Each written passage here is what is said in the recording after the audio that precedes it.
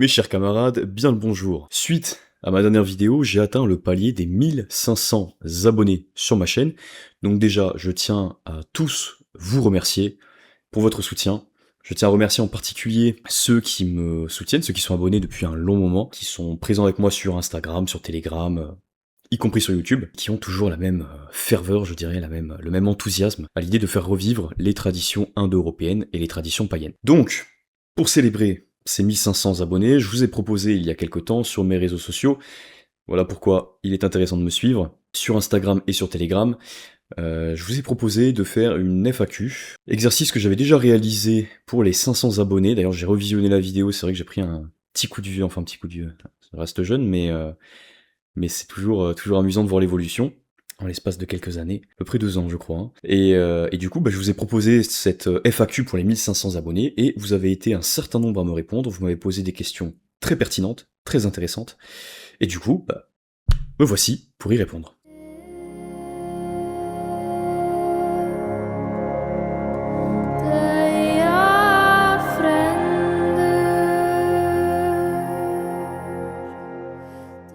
Pour vous expliquer un petit peu la méthodologie que je vais avoir, bon, il n'y a rien de bien compliqué, hein, mais je vais tout simplement prendre les questions dans l'ordre dans lequel elles m'ont été posées, en tout cas dans l'ordre dans lequel moi je les ai écrits sur mon document, et j'y répondrai du coup petit à petit. Voilà, j'y répondrai une par une, en sachant qu'il y a certaines questions qui sont assez complexes, sur lesquelles voilà, ça nécessiterait une vidéo. Ça c'est quelque chose que j'avais dit aussi dans ma FAQ précédente.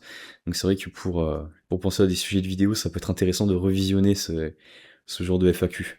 Voilà. Donc on tarde pas. On commence. Première des questions, que penses-tu du syncrétisme des traditions indo-européennes? Alors, connaissant la personne qui m'a posé la question, connaissant cet abonné, par syncrétisme des traditions européennes, je vais supposer que cette personne part du principe que c'est le fait de mélanger en fait les cultes.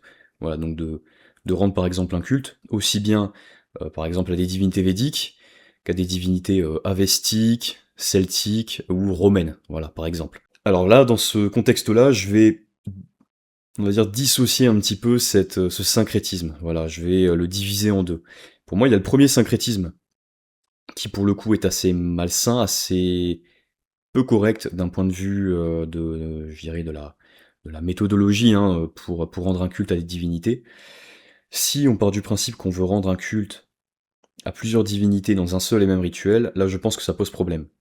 Pour la simple et bonne raison que les ethnies sont différentes, que les formes de rituels sont différentes également. Par exemple, le monde romain s'est vraiment attaché à avoir des rituels assez codifiés, avec des formules, là où par exemple on a moins ce genre de traces pour le monde celtique ou le monde germanique. On peut supposer, on peut toujours avoir des suppositions, on peut se dire que non, il y avait quand même quelque chose de très codifié, c'est très fortement probable, mais en tout cas, on n'a rien qui l'atteste aussi bien que pour le monde romain. Donc voilà, déjà on a quelques petites différences sur la forme du culte. Ensuite sur la conception même du culte. Par exemple, dans certaines traditions, il me semble que c'est dans le monde romain, mais c'est vrai que ça mériterait d'être réétudié. Dans le monde romain, si vous voulez, le lieu de culte est une invitation pour les divinités à rejoindre les officiants, donc à rejoindre la personne qui va s'occuper du culte, et puis toutes les personnes qui vont vouloir offrir, qui vont être dans ce rituel. Donc dans la conception romaine du sacrifice, les divinités sont invitées sur place. Là où dans la conception védique, par exemple, les divinités vont recevoir l'offrande au travers du feu. Le feu qui est l'incarnation de Ani, donc messager un petit peu divin. Donc si vous voulez, partant même de ce principe, on a des contradictions, ou en tout cas on a des points sur lesquels on n'a pas forcément de cohérence. On peut pas trouver toujours des parallèles. Donc voilà pourquoi je pense que au sein d'un même rituel, vous vouez un culte à plusieurs divinités différentes, de panthéons différents, on s'entend.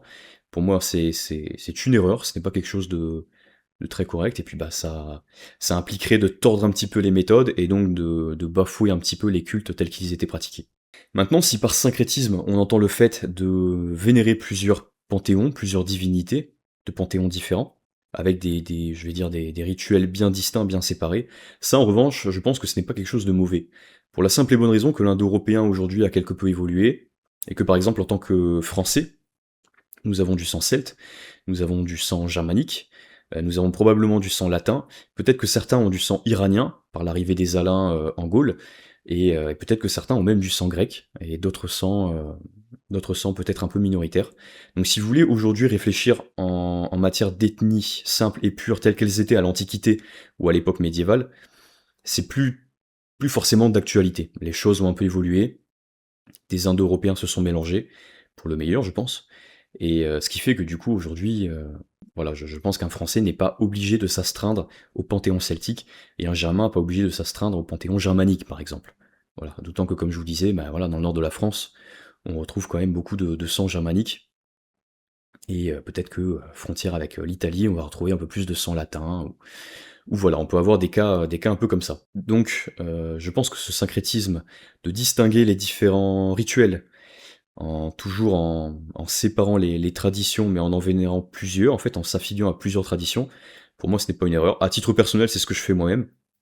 Évidemment, je me sens proche du panthéon germanique, celtique, mais aussi en un certain sens du panthéon védique, et ça m'est arrivé de, on va dire, explorer, entre guillemets, cet univers, puisque bon, bah, aujourd'hui, on est dans un contexte particulier où on a une résurgence du paganisme, et donc on a pas vraiment d'autre choix que d'essayer de suivre un petit peu son propre chemin, un petit peu à tâtons, et essayer de concilier un peu tout ça, tout cet univers indo-européen. Donc syncrétisme, s'il s'agit de mélanger les divinités dans un même rituel, absolument pas.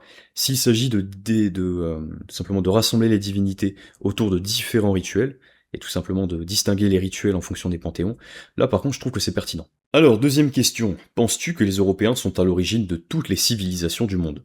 Question très intéressante, je suis loin d'être le spécialiste pour parler de toutes les civilisations du monde, ça nécessiterait déjà de les connaître, voilà, de connaître au moins les origines de ces civilisations. Donc moi je n'ai pas forcément les compétences ni les connaissances pour vraiment vous affirmer quoi que ce soit.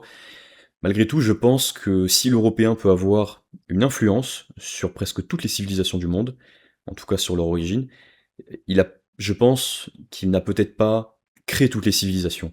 Peut-être qu'effectivement, ces civilisations, notamment certaines civilisations asiatiques ou africaines, si on peut parler de civilisations africaines, enfin bon là, ça va devenir un sujet un peu tabou pour YouTube, mais voilà, les autres civilisations que les civilisations européennes, ont très certainement connu une influence de la part des Indo-Européens dès ses origines, je dirais, il y a très longtemps. Pour autant, est-ce qu'on peut dire que les Européens sont à l'origine de ces civilisations? À titre personnel, je ne le pense pas. Je pense que certains peuples, certaines populations, certaines races ont pu développer leur propre civilisation, qui ont cependant, à mon sens, été influencées par les Indo-Européens, qui ont eu une expansion absolument phénoménale, hein, parce qu'on a des terres tokariennes jusqu'à l'Islande, en comprenant d'ailleurs très certainement une partie aussi du Japon, donc voilà, ça a été une expansion absolument phénoménale. Donc il est certain que les Indo-Européens ont eu une influence sur presque toutes les civilisations du monde. Troisième question, très intéressante. Inclus-tu les traditions finno-ougriennes dans notre prisme européen? C'est une question complexe, parce que les peuples finno-ougriens n'ont pas une langue indo-européenne, ce qui a tendance à montrer qu'il y a eu... que s'il y a une origine commune, si origine commune il y a eu en tout cas une séparation plutôt ancienne, même très ancienne, avant même du coup la séparation des différents Indo-Européens, enfin des Européens, pardon, en différentes ethnies. Donc c'est une question qui est complexe. Malgré tout, alors pour la partie plutôt, on va dire, finnoise, les traditions finnoises, que je connais un petit peu, je les inclus complètement dans le prisme européen, pour la simple et bonne raison que le schéma en fait cosmologique plutôt, mais même cosmogonique, mais le schéma cosmologique des traditions finnoises, pour moi, ressemble presque comme deux gouttes d'eau aux conceptions germaniques. Il y a énormément de similarités, énormément de points communs, déjà ne serait-ce que cette figure de Ukko, donc le dieu principal du Kalevala, qu'on retrouve tout au long du Kalevala, donc Ukko qui est dieu céleste, dieu des orages, qui est souvent décrit comme, comme un père, comme un vieux père avec une barbe, ce qui n'est pas sans rappeler évidemment les figures comme Zeus, comme Jupiter.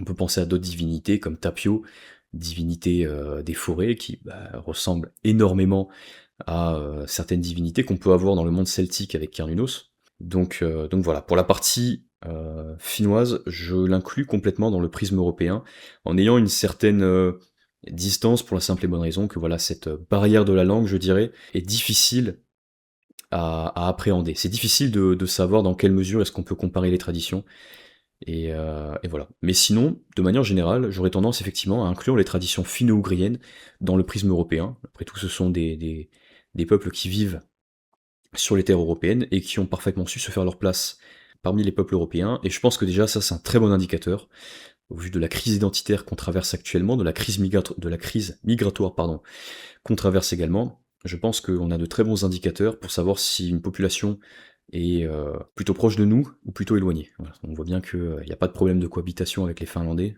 Moi qui suis allé en Finlande, on se sent littéralement en Europe, hein.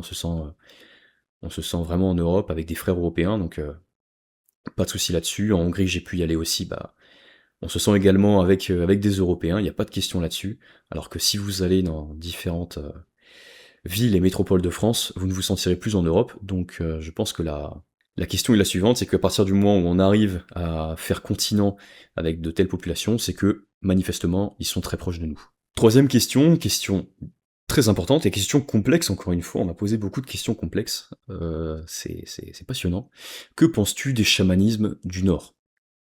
Alors ça, c'est une question qui, encore une fois, alors je vais pas botter en touche, mais il s'agit déjà de connaître ces chamanismes du Nord. Même si j'ai quelques connaissances, je dois avouer que je suis pas non plus je suis pas l'expert hein, du chamanisme, loin de là. J'ai quelques notions, quelques connaissances, un petit peu de pratique de mon côté, mais voilà, je pourrais pas vraiment définir les différents chamanismes. Mais je vais essayer de répondre malgré tout, puisque la question a été posée. Je pense que il y a beaucoup de parallèles à tracer avec différentes pratiques qui sont pour le coup vraiment indo-européennes. Alors par chamanisme du Nord, on va partir du principe qu'on part du chamanisme des Sams, des peuples Sams, des différents peuples hein, qui vont être autour du cercle polaire arctique. Et donc il y a des parallèles effectivement qu'on peut tracer avec le chamanisme qui était pratiqué parmi les peuples indo-européens. Donc surtout cette question de Seidr pour les Germains, pour les Scandinaves. Donc on peut voir beaucoup de parallèles. Je pense que c'est un formidable outil, le chamanisme, étant donné que nous sommes dans un polythéisme, que nous sommes dans un paganisme qui n'est pas, qui ne se prétend pas être la seule forme de culte existante sur Terre, la seule véritable voie à suivre, ou je ne sais quoi. Pour un Indo-Européen, je pense que c'est la voie la plus juste. Malgré tout, pour les autres populations, ils ont leur culture, leur tradition, et c'est très important, je pense, qu'ils la suivent. Donc le chamanisme du Nord, très intéressant évidemment pour les populations qui sont concernées directement par cette pratique, qui est une pratique directement de leur ethnie. Et pour les Européens, je pense que ça peut être des exercices très intéressants pour justement aller explorer par d'autres voies, par des outils qui ne sont pas nécessairement toujours indo-européens, d'aller explorer son propre univers. Et je pense que c'est très intéressant. Pour avoir pratiqué un petit peu de chamanisme, pour avoir fait certains voyages chamaniques, dont j'avais déjà quelque peu parlé lors d'une interview avec l'ordre boréal, c'est quelque chose de très intéressant, un exercice très intéressant pour plonger au plus profond de soi-même, de ses racines, et puis bah, ma foi pour avoir aussi ce contact, cette expérience avec un monde subtil. Il est parfois difficile, surtout quand on fait le travail que je peux faire ou que d'autres font, il est parfois difficile de faire la part des choses entre ce qui est du monde spirituel et ce qui est de l'ordre scientifique, je dirais. Lorsqu'on s'intéresse à la linguistique, lorsqu'on s'intéresse à la comparaison des mythes, on peut vite être tenté de partir dans une explication toujours rationnelle et scientifique de chaque mythe. Je pense que ça, c'est un peu le propre de l'européen, d'aller chercher des explications pragmatiques et rationnelles, là où il y a un peu de magie, là où il y a un peu de spirituel et de religieux. Donc le chamanisme, pour moi, c'est un excellent exercice pour toujours rester connecté, justement, à cette part spirituelle, et pour garder cette humilité de comprendre il y a des choses qu'on ne peut pas expliquer par la science, des choses qui nous dépassent et qui ne peuvent se comprendre que, justement, en lâchant un petit peu ce mental, en lâchant un petit peu cet esprit scientifique, et en se lançant à pieds joints je dirais, dans le gouffre du chamanisme et de l'exploration des mondes. Question suivante, question où je vais encore devoir me faire un petit peu, un petit peu prophète. Que penses-tu des traditions... Non, pardon, que penses-tu de l'avenir de nos cultes ancestraux sur le long terme? Si je commence à loucher, ça va pas le faire. Donc, que penses-tu de l'avenir de nos cultes ancestraux sur le long terme? Moi, je suis très optimiste concernant l'avenir de nos cultes. Ça va rejoindre un petit peu une question qui va arriver, et une question qui m'avait été posée dans la précédente FAQ, donc vous allez voilà, il va y avoir un lien, hein, comme toujours. Donc, je dirais un peu la même chose. relativement pessimiste sur le long terme et optimiste par contre sur le long terme. Puisque on a toujours dans nos traditions cette question de cyclicité, donc le fait que les âges se succèdent et que il y a toujours des périodes sombres, des périodes plus claires. Voilà, c'est tout simplement une homologie entre les périodes de l'année, enfin les saisons de l'année, pardon, avec la période claire et la période sombre, et donc qui se retrouvent également dans le cycle cosmique avec une période claire que les Indiens ont appelé Krita Yuga, et une période sombre qui représente donc ce Kali Yuga. Et puis entre-temps, il y a d'autres âges. Voilà, c'est toujours ce même schéma, on va dire. Donc je pense que dans les premiers temps, cette résurgence du paganisme que l'on peut voir, sur laquelle je travaille depuis un petit temps, va entraîner, je pense tout d'abord, une certaine incompréhension du paganisme. C'est un sujet complexe qui nous demande pas mal d'humilité, beaucoup de travail, et qui nous demande surtout de rompre totalement avec cette influence monothéiste qu'on peut avoir, qu'on peut encore avoir, même si on n'a jamais été plongé dans cet univers en tant que... Voilà, si on n'a jamais adhéré à cette religion, on peut toujours être plus ou moins lié au dogme monothéiste et au christianisme. Voilà, en plus on a l'arrivée de l'islam, on a toujours l'influence également du judaïsme, donc bien sûr, il y a sur un court terme, il va être difficile, je pense, pour beaucoup d'Européens de réussir à aborder le sujet du paganisme sans être influencé par le monothéisme. C'est quelque chose que je peux constater au travers tout simplement en contact de différentes personnes avec qui je peux échanger. Mais il y a effectivement des personnes qui ont du mal justement à s'affranchir de ce dogme monothéiste et à s'affranchir toujours de cette réflexion monothéiste, ce qui en même temps est compliqué, hein, c'est pas forcément évident. Mais donc je pense que sur le court terme, le polythéisme européen, le paganisme, va être un petit peu dévoyé, un petit peu incompris, il va être un petit peu transformé. Cependant, je pense que avec le travail de personnes sérieuses, sur le long terme, on retrouvera, alors peut-être pas la forme identique du paganisme que nos ancêtres avaient, et de toute façon, c'est pas forcément souhaitable, on est dans des traditions dynamiques, qui bougent, qui évoluent avec leur temps, non pas que ce sont des religions qu'on peut modeler comme on veut, et qui donc n'ont aucun fondement réel et sacré, mais tout simplement dans les mœurs, dans les rites aussi, qui peuvent parfois, je pense, être réinterprétés. Mais voilà, le polythéisme, de toute façon, est une croyance dynamique, mais même le monothéisme est relativement dynamique. Il l'est moins, parce qu'il y a effectivement ce dogme littéraire.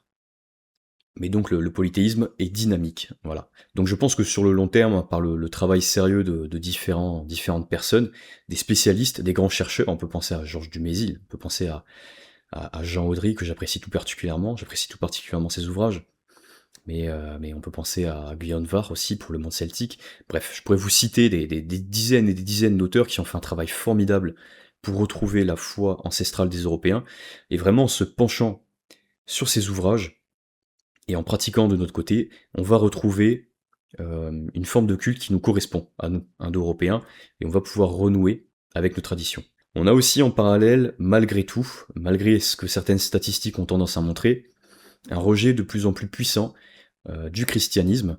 Voilà, même si on voit un peu une hausse de l'intérêt, je pense qu'il s'agit là encore une fois d'une sorte de minorité bruyante, encore une fois si je puis utiliser le terme, qui fait parler de plus en plus, mais qui en réalité ne représente pas énormément de personnes. C'est plus une réaction identitaire, donc ce retour au catholicisme, principalement au monothéisme, mais au catholicisme, c'est plus une réaction identitaire face à une réelle crise que peut représenter l'islam. Et donc, bah, les Français, ils vont là où c'est le plus simple d'aller, c'est-à-dire à l'église, plutôt que d'aller se pencher sur son temps libre, sur l'étude effectivement de certains ouvrages, de comprendre comment le monde polythéiste fonctionne. C'est plus simple d'aller directement dans une église, d'écouter ce qu'un prêtre a à dire, et voilà, et d'aller à la messe tous les dimanches. Ça demande pas d'effort particulier, ça demande juste, bah, de faire et d'écouter.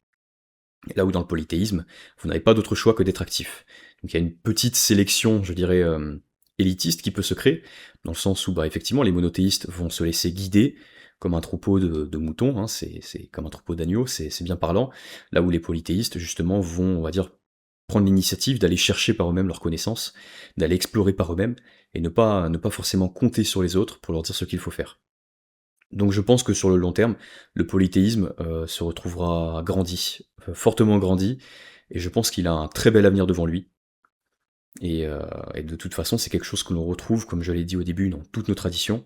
Donc voilà, il y a un âge de décadence, il y a une période de décadence, mais après cette décadence vient un grand dénouement, et ensuite, eh bien, le retour de cet âge d'or, et donc le retour de, du règne des divinités, tout simplement. Question d'après qui rejoint une précédente, donc je vais pas forcément m'étendre. Que penses-tu des traditions comme le chamanisme mongol? Eh ben pour moi c'est très intéressant, et je vais tout simplement faire la même réponse que pour les chamanismes du Nord, c'est que ce sont des traditions qui ont eu des échanges avec le monde indo-européen. On sait que les Mongols ont eu des échanges avec les Indo-Européens, surtout avec les populations iraniennes.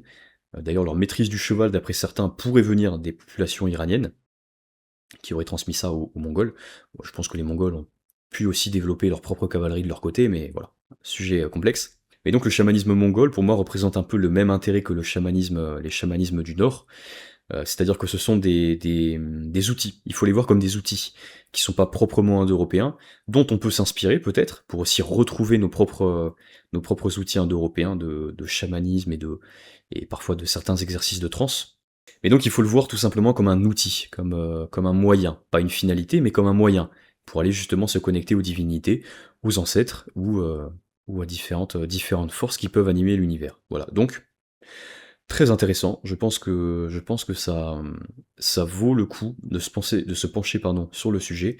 Et ceux qui ont l'opportunité peut-être d'expérimenter ce chamanisme mongol, eh ben je vous inviterai à le faire. Allez, question suivante, quel sujet pour la prochaine vidéo? Alors je dois vous avouer que je n'ai pas forcément de suite pensé à un sujet pour la prochaine vidéo. J'ai plusieurs thèmes en tête, notamment aussi des textes qui ont été commencés un peu à droite à gauche, des sujets que j'aimerais vraiment traiter.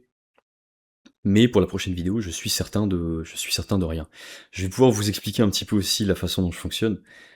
Donc en fait, je passe quand même une très grande partie de mon temps libre.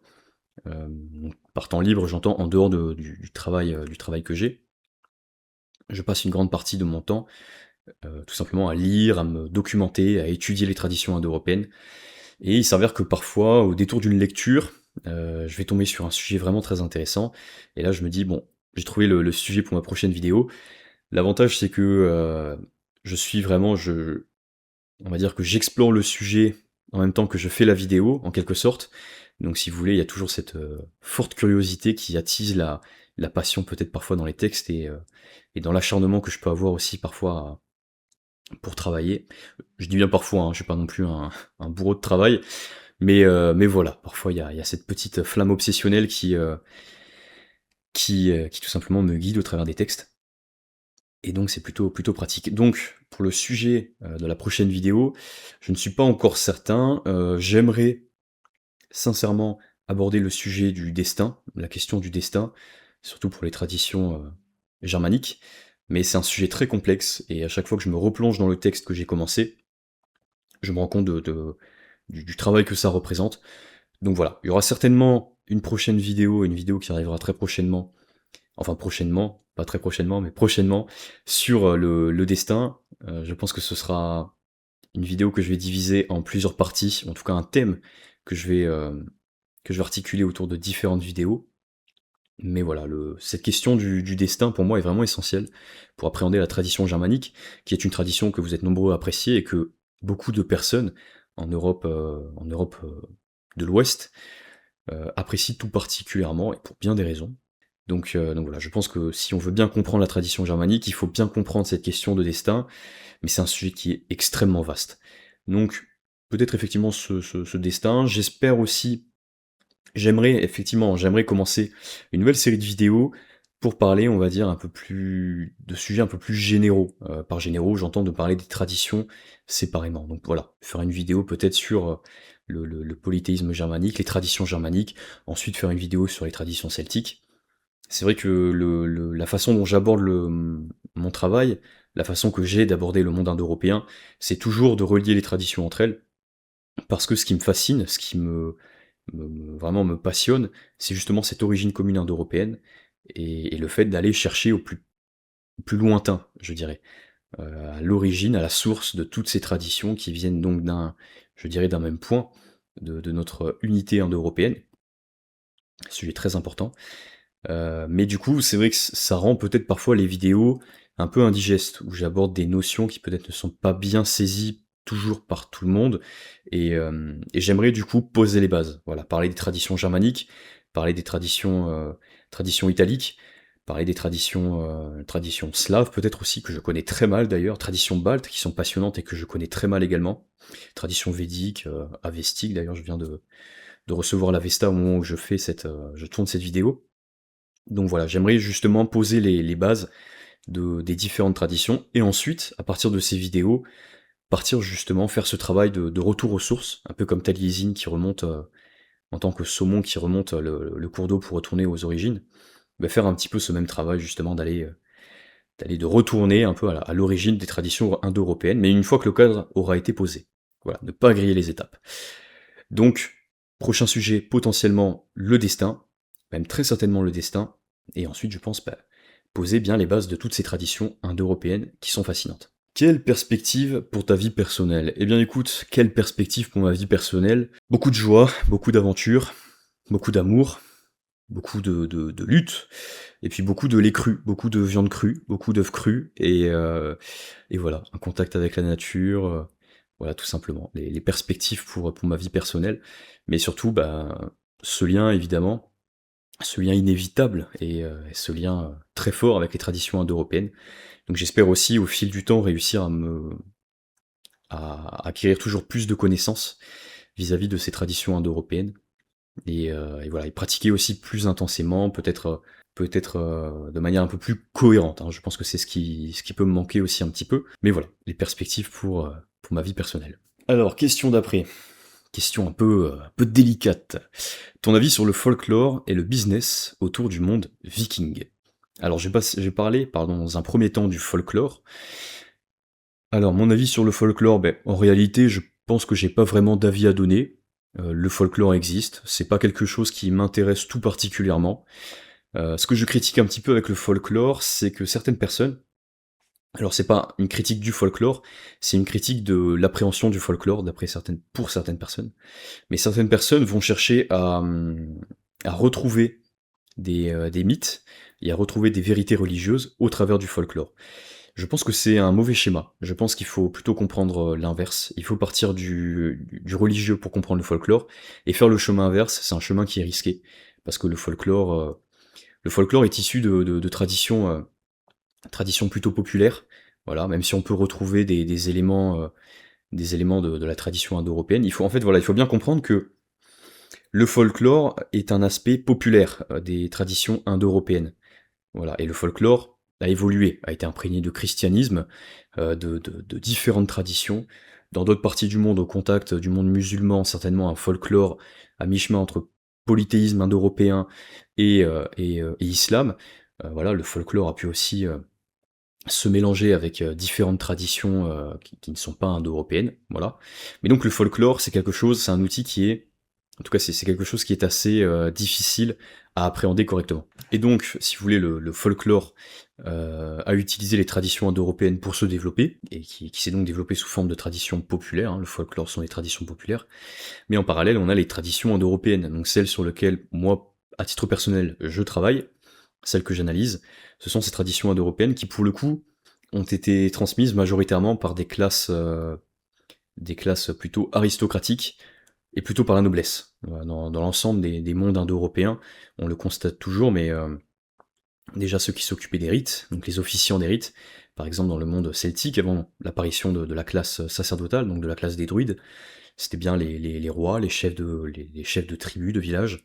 Dans le monde germanique, c'est la même chose, c'était le chef de chaque noyau qui s'occupait du rite, donc pour on va dire les rites collectifs, les rites à l'échelle d'un village, c'était le chef de village, mais à l'échelle d'une famille, le rite était fait par l'homme qui était en charge du foyer.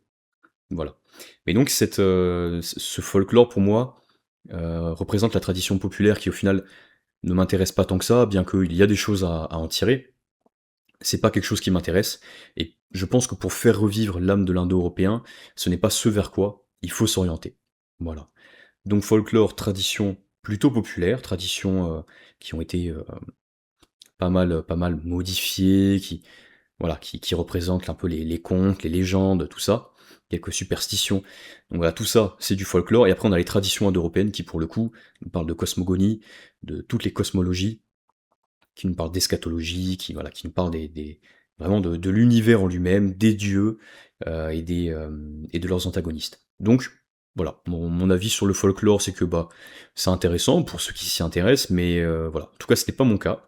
Ce n'est pas quelque chose qui m'intéresse particulièrement, et je pense que pour refaire vivre l'âme de l'Indo-européen, pour retrouver cette âme, pardon, ce n'est pas vers le folklore qu'il faut s'orienter. Et mon avis donc sur le business autour du monde viking, alors là c'est un avis, c'est une question un peu délicate, parce qu'il faut constater deux choses. Premièrement, dès qu'il y a un phénomène de mode, notamment sur le monde viking, mais dès qu'il y a un phénomène de mode sur un sujet en particulier, on a toujours des opportunistes qui ne connaissent rien à ce milieu et qui viennent tout simplement vouloir faire leur argent. Voilà. Ils viennent pour essayer de dégager des revenus de cette mode. Voilà, c'est pas une démarche qui moi m'attire particulièrement, je trouve pas ça noble. Mais d'un autre côté, à l'opposé, on a aussi beaucoup de personnes dans le monde du polythéisme, du paganisme et de l'identité indo-européenne qui critiquent fermement l'argent.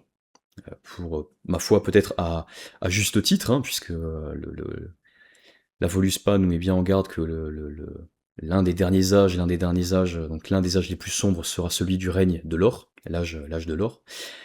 Pour autant, je pense qu'il faut un petit peu vivre avec son contexte. L'argent étant malheureusement ou heureusement, peu importe, aujourd'hui un formidable outil, voilà, c'est factuel, l'argent est un outil.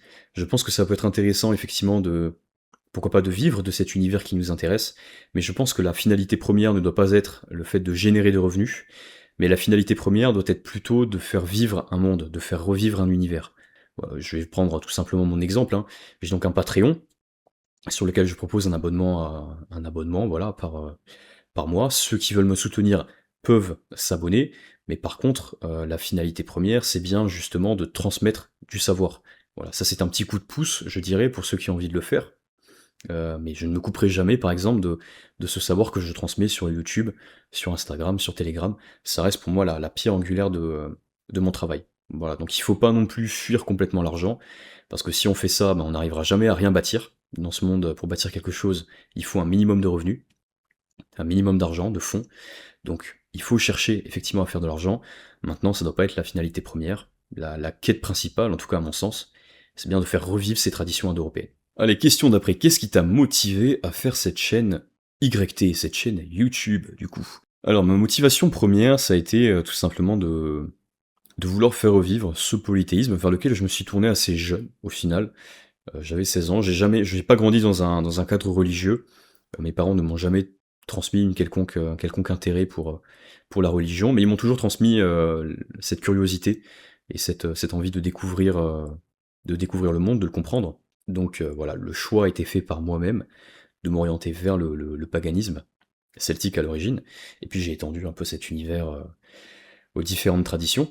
Mais donc ma motivation première, ça a tout simplement été de parler de quelque chose qui m'a passionné, ça m'a directement touché. Je ne saurais pas trop expliquer comment, mais le paganisme m'a directement parlé. J'ai compris que c'était quelque chose qui m'intéressait, que c'était une voie de sagesse, et que c'est quelque chose qui allait pouvoir représenter, je dirais, une vraie quête dans ma vie.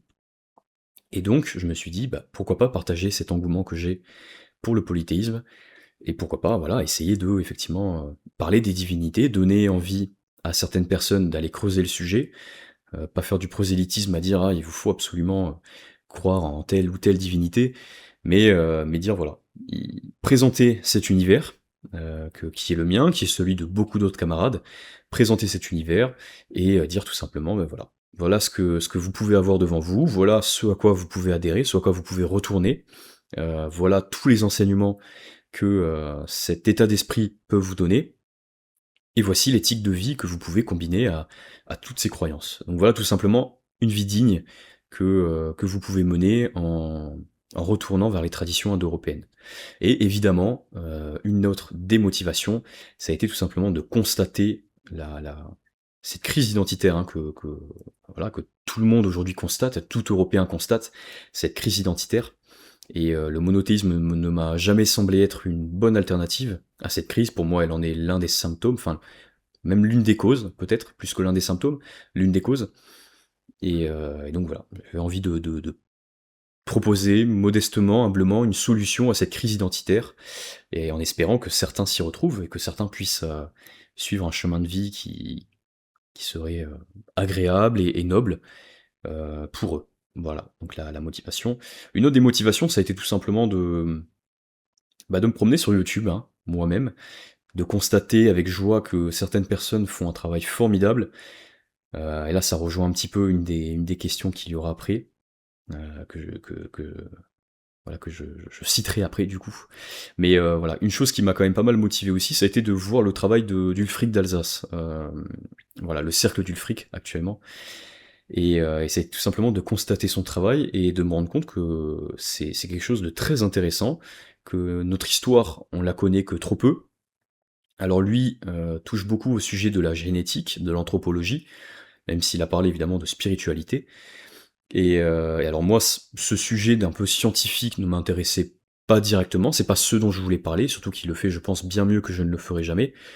Et donc j'avais envie de parler justement de cet aspect plutôt spirituel et religieux du monde indo-européen. Voilà, et c'est peut-être aussi apporter mon humble contribution justement à ce retour à une identité pardon, qui est purement indo-européenne, purement arienne.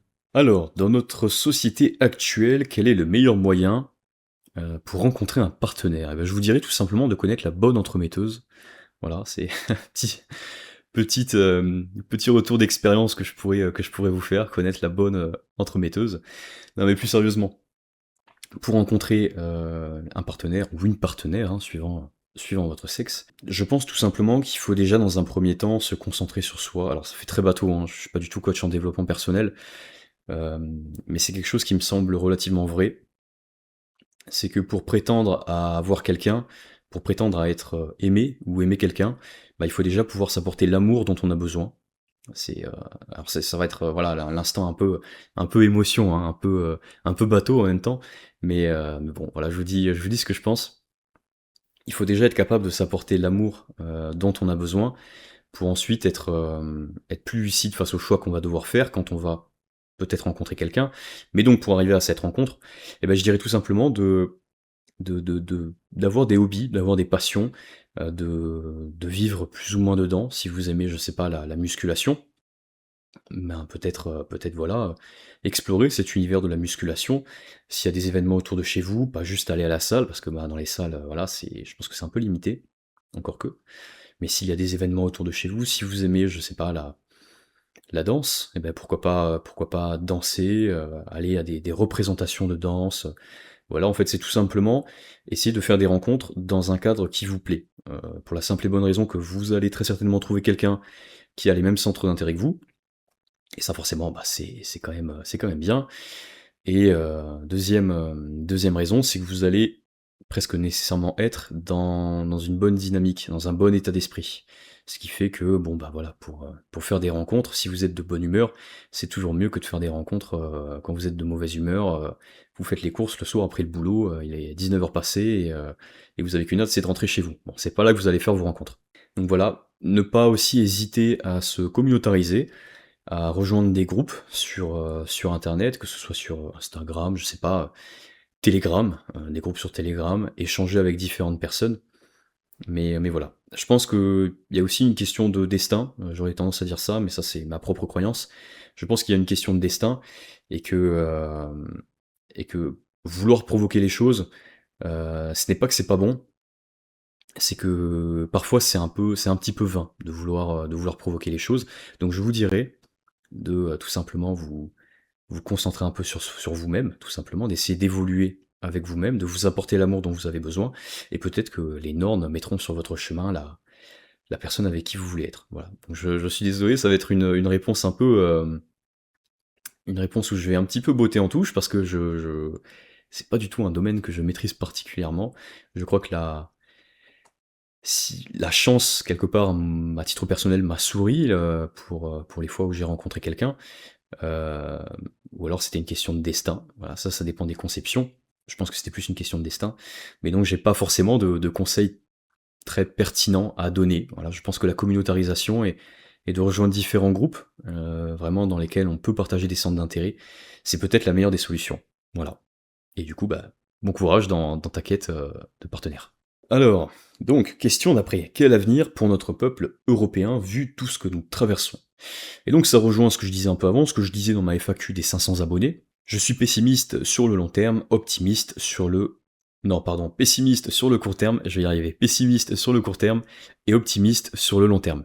Pour la simple et bonne raison que je pense qu'on va encore continuer de traverser des âges de plus en plus sombres, mais que bah, voilà, le dénouement étant toujours celui de l'âge d'or, je pense que nous allons reconnaître un âge de paix, d'harmonie, et dans lequel nous pourrons nous épanouir sans avoir à subir l'influence de diverses populations. On entend un petit peu à droite à gauche, voilà, à propos de ce sujet, l'avenir du peuple européen, on entend beaucoup de choses, notamment le fait qu'il faut retrouver une certaine démographie.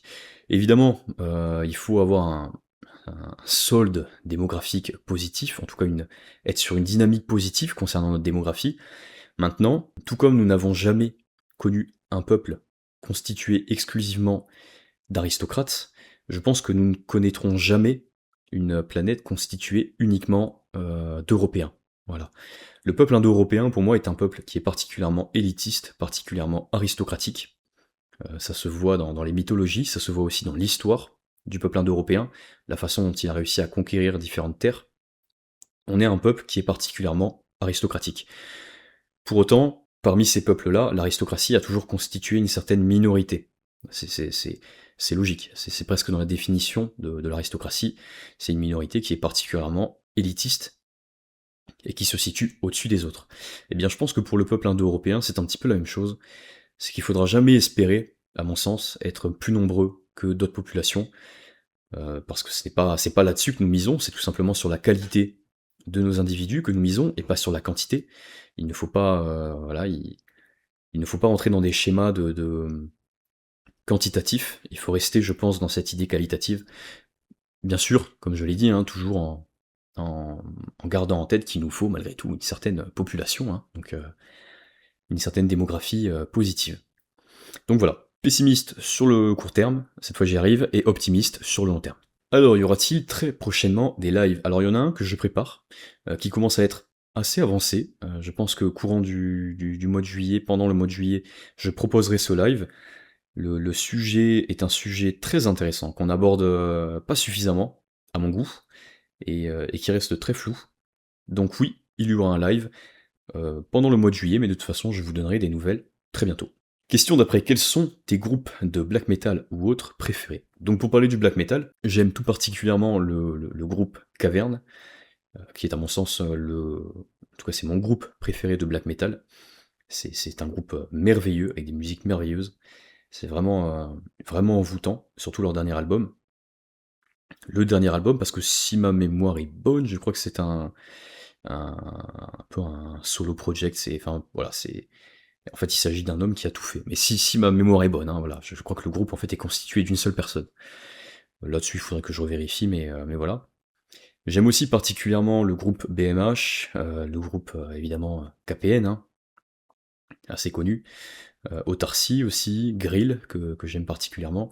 Donc voilà, tous, en fait, on va dire l'univers du black metal français, francophone, c'est quelque chose que j'apprécie particulièrement. Concernant les autres types de musique, j'aime beaucoup les musiques un peu traditionnelles, un peu folkloriques. J'aime beaucoup Rumisto, qui est un groupe finlandais, qui en plus d'avoir des musiques très envoûtantes, qui arrivent à mélanger la musicalité avec la nature, a aussi des textes qui sont très parlants, je trouve. Donc Rumisto, j'aime beaucoup. Et voilà, globalement de la musique finlandaise que j'apprécie, certaines musiques ossètes également que j'aime beaucoup. Voilà, donc c'est à peu près tout. Je crois que c'est à peu près tout hein, concernant mon genre musical. Mais voilà. Alors question d'après, question de définition qui voilà, ne me surprend pas, hein, étant donné que je sais qui me l'a posé, c'est bien son esprit qui a posé cette question-là. Si nous devions proposer une définition fermée et exclusive de ce qu'est l'homme européen, laquelle formulerais-tu? Alors je vais te donner une définition qui selon moi est assez assez basique. Je ne me suis pas penché plus que ça sur la question, mais je pense que déjà, il faut concevoir 3 aspects. L'aspect génétique, qui est un aspect, malgré tout sur lequel on continue de discuter, la génétique, européenne. Voilà, on a toujours des études qui viennent contredire des études qui diraient que oui, on arrive à, voilà, à bien analyser les gènes indo-européens et que donc ceux qui portent ces gènes, ont tendance à être indo-européens. Donc voilà, la génétique, bien que ce soit un domaine quand même assez compliqué, et malgré tout un domaine assez récent, hein, la génétique, hein, comparé à d'autres sciences, ça reste assez récent. Je pense ensuite qu'il y a la question linguistique, mais évidemment la question linguistique ne peut pas être prise isolément, parce que bah, si vous voulez, il suffit pas de parler français pour être un Européen. Voilà, en Afrique, on parle français à certains endroits. En Amérique du Sud, à certains endroits, on parle espagnol, à de très nombreux endroits. Et, et voilà, donc on ne peut pas évidemment rester sur cet aspect linguistique. Il doit se comprendre dans la définition, mais, il n'est pas le seul, je dirais. Et ensuite, il y a la question de tradition qui, encore une fois, ne peut pas être exclusive. Pour la simple et bonne raison que, par exemple, des chrétiens qui ne suivent donc pas une tradition indo-européenne, malgré tout peuvent rester des Européens génétiquement. On peut penser aussi à certains Européens qui finissent par se tourner vers l'islam, voilà, ça existe, qui du coup restent Européens, mais qui épousent une foi qui n'a rien d'européenne. Donc je pense qu'il faut réussir à articuler ces 3 axes pour réussir à trouver une bonne définition de l'européen, pardon. Mais après là, donner une définition comme ça, je dirais assez bêtement que que l'homme européen bah, représente tout simplement l'individu qui partage les gènes communs entre tous les Indo-Européens, on parle bien d'Indo-Européens, qui donc parle, a comme langue maternelle une langue européenne, et qui troisièmement, et ben, tout simplement vit dans un cadre européen. Enfin en tout cas vit dans un cadre européen, a des repères culturels européens, parce qu'après on peut vivre en Asie, en Afrique, ou sur d'autres territoires qui ne sont pas européens, tout en étant bien sûr européens.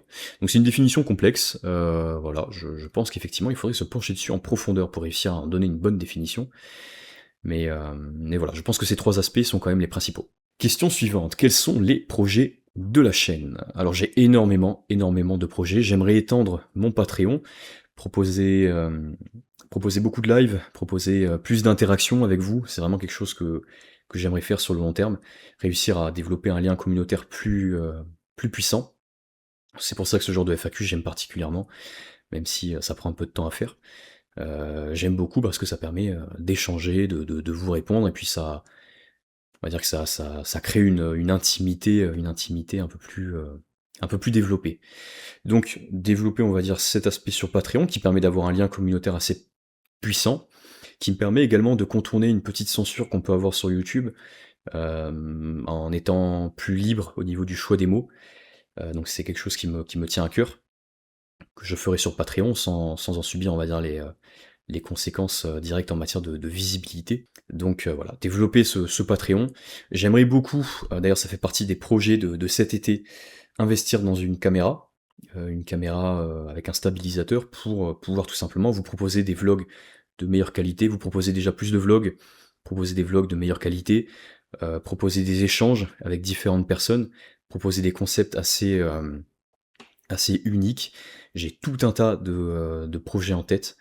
Pourquoi pas aller voir, voilà, je sais qu'il y a certaines personnes qui me suivent sur Instagram et sur YouTube qui se reconnaîtront, qui sont des artisans.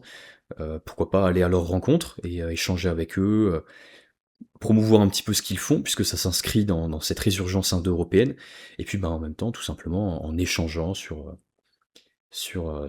propos de leur domaine. Donc voilà, tout ça, ça me tient particulièrement à cœur. Donc de développer le projet, on va dire, vraiment personnel hein, de ma chaîne, tout en essayant de mettre en avant aussi des personnes sur qui on doit mettre la lumière. On parle beaucoup de communautarisation dans notre milieu, dans le milieu polythéiste et identitaire, dans le milieu païen identitaire. C'est très intéressant, c'est très important la communautarisation, mais il faut aller au bout de la démarche. Et vraiment choisir d'aller jusqu'au bout, y compris de consommer ce que les nôtres ont à proposer. Voilà. Donc essayer de garder une certaine économie je dirais presque fermés, et donc essayer d'investir de l'argent à droite à gauche, pour ceux qui peuvent se le permettre, dans des projets qui en valent la peine. J'en connais quelques-uns, et voilà. Donc j'aimerais vous amener ça tout simplement, et pouvoir mettre la lumière sur ceux qui font un travail qui est absolument essentiel, et qui est pour certains formidable. Donc voilà. Ça fait partie aussi des projets de ma chaîne. J'aimerais aussi vous proposer donc des vlogs grâce à cette caméra que j'aimerais acquérir cet été. Vous proposer des vlogs, un peu des expéditions dans la nature, en montagne. J'ai la chance de vivre dans un cadre qui est merveilleux, propice à la réflexion et aux aventures. Donc j'aimerais vous proposer aussi ce genre de choses, partir sur 2-3 jours avec ma caméra, mon chien pourquoi pas, et voilà, tout simplement vous partager mes réflexions et mon aventure. Question d'après, donc question qui rejoint une précédente, est-ce qu'il y aura des invités? Alors là, les deux qui ont été cités, c'est Ulfric ou Arthos, par exemple. Alors ça fait partie, ça rejoint la question juste d'avant, ça fait partie des projets. J'aimerais effectivement, du coup, avoir euh, tout simplement inviter des personnes à échanger sur ma chaîne, que ce soit Ulfric, Arthos ou d'autres personnes qui sont aussi dans la même démarche. Je pense que voilà, ça rejoint cet aspect communautaire, il faut vraiment réussir à tisser un réseau sur Internet, à tisser un réseau qui nous permettrait de nous enrichir mutuellement. Je parlais d'Ulfric un petit peu avant, qui lui aborde très bien l'aspect de l'anthropologie et l'aspect génétique et scientifique, qui à mon sens est absolument essentiel pour tout simplement savoir qui nous sommes. Il faut qu'on s'intéresse à notre spiritualité, à nos religions, mais il faut aussi qu'on s'intéresse à ce que nous sommes biologiquement, génétiquement, à l'histoire de notre population, l'histoire génétique, tout simplement, l'histoire anthropologique. Voilà, évidemment, il y aurait des liens à faire avec Ulfric, et je serais ravi de le faire. Avec Arthos, c'est la même chose. Arthos qui propose un contenu de très bonne qualité, qui a une excellente connaissance du monde celtique, qui connaît aussi manifestement très bien, je l'ai découvert récemment via ses 2 vidéos sur le christianisme, le sujet du monothéisme, pour avoir traversé cette religion. Donc voilà, deux personnes qui effectivement pourraient être très intéressantes à contacter pour des échanges, mais il en existe une multitude, en réalité, de personnes comme ça.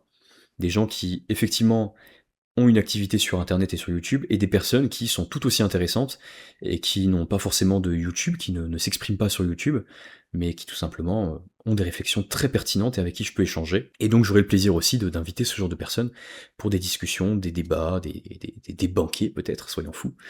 Mais donc oui, je pense vraiment qu'il faut réussir à créer tout un univers sur Internet, un univers indo-européen, pour tout simplement pour entrer dans un cercle vertueux et une dynamique vraiment entraînante on va dire, se placer sous l'égide de la rune Hiera, la rune des moissons, la rune de la mobilité, être vraiment mobile et chercher tout simplement voilà, à cultiver cet esprit indo-européen au travers des différentes disciplines, des différents domaines et des différentes spécialités. Donc oui, est-ce qu'il y aura des invités? En tout cas, je le souhaite, c'est mon souhait.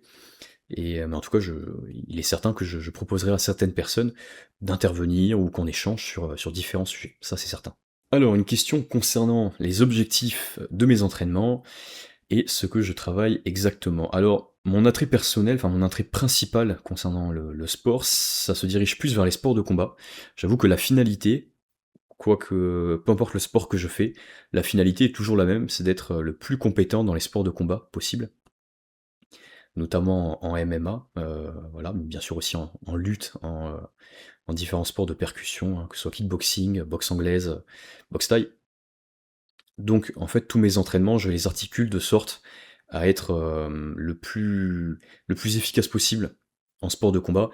J'ai pas toujours accès à une salle, là en ce moment je n'ai pas accès à de salles de sport, donc je m'entraîne comme je peux, en travaillant en ce moment beaucoup d'explosivité, au travers des sprints qui sont très importants, et puis au travers de différents exercices de pliométrie, des exercices d'isométrie aussi qui sont très intéressants. Mais voilà, donc essentiellement sur des, des, des- des caractéristiques qui sont indispensables dans les sports de combat. Voilà, bien sûr, là, tout ce qui est ceinture abdominale, voilà, ça passe par des tractions, ça passe par des jump squats, ça passe par des pistol squats, ça passe par évidemment des pompes et une multitude d'autres exercices.